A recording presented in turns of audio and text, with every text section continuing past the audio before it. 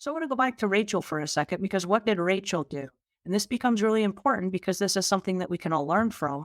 But in Rachel's situation with the House of Clutter, she's got $12,000 now that is going to have to be paid to do this cleanup job. Well, there are next steps. And some of the next steps are asking for help. Now, we've talked over the last couple of episodes about the possibility of being honest. And what that means is just asking someone else for help, right? There's no shame asking someone else for help. There's no shame. And there are people that are trained to answer those questions. There are people that are trained to help with PTSD.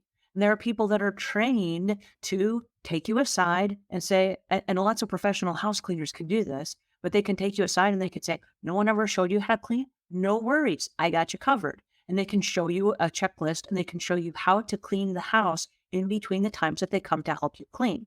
And even if you only hire a professional house cleaner for one time and they come to your house and they show you how the checklists work, and then they walk you through each of the areas of the home and they show you like, this is what it means to wipe off the countertops. And they show you the right microfiber cloths to use. And they show you how to wipe the crumbs onto a cutting board and then fold the cutting board into the trash so that the crumbs don't fall out onto the floor. They can show you things like that. And then when you're done with that session, you're like, oh, hey, now I know what to do, right?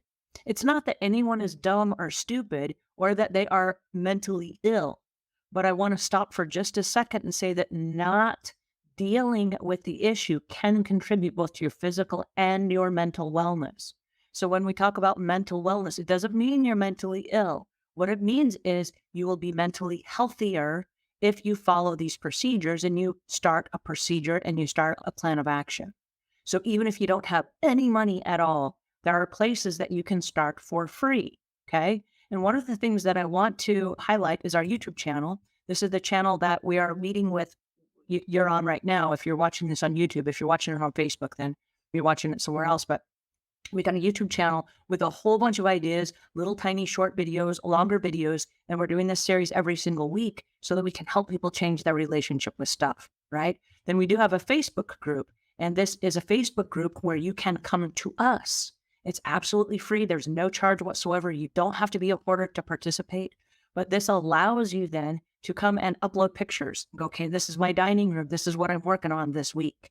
And a whole bunch of people are going to jump in and go, you got this. We got you covered.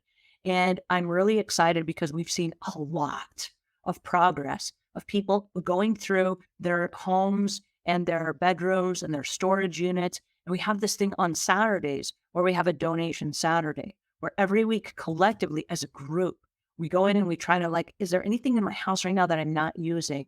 Anything that I'm not emotionally attached to? Because when we talk about being paralyzed and not being able to, I can't decide on anything. Can you not decide on anything? Or is there something in your house that you just really don't care about and there's no emotional attachment whatsoever? If there's no emotional attachment, let's get rid of that stuff first. We want to do the easy stuff first. Easy is good, right? Because once we've dealt with the easy stuff, it makes the harder stuff easier to do. Here's the reason why. If I go to the gym today and I'm working out, I'm going to hurt tomorrow. My shoulders are going to ache. I'm going to be like, oh, it hurts so bad. But then if I go again tomorrow, oh, I still hurt so bad. And then the third day, I'm like, I kind of hurt. Nope, hurt is bad. It's kind of like wearing off me. By the fourth day, I'm kind of like, I'm kind of getting in the groove of this. Kind of like this. Kind of having fun. Then by about the fifth or the sixth day of going to the gym, all of a sudden those muscles that we've broken down are starting to rebuild. And all of a sudden we start having those endorphins and we start feeling like, hey, I'm totally getting the hang of this. And by the second week of us going every day to the gym, all of a sudden we've started to build very tiny muscles. And now we're like, hey, wait a second, I'm a little bit stronger than I was before. The decluttering muscle gets stronger the more you do it.